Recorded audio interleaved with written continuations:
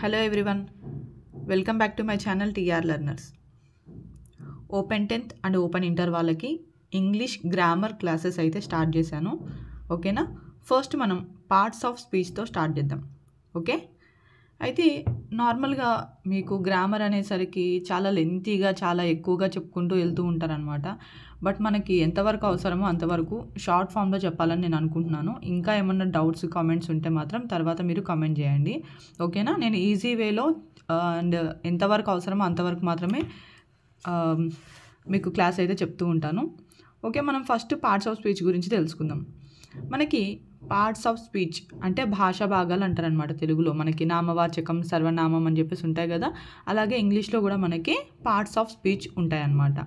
ఇది మనకి మొత్తం 8 ఉంటాయి. అవి ఏంటంటే, ఒకటి noun, pronoun, verb, adjective, adverb, preposition, conjunction and interjection. ఓకేనా? టోటల్ మనకి పార్ట్స్ ఆఫ్ స్పీచ్ వచ్చేసి 8 ఉంటాయి. నౌన్, ప్రొనౌన్, వర్బ్, అడ్వర్బ్ కానీ లేదంటే అడ్జెక్టివ్ అనమాట.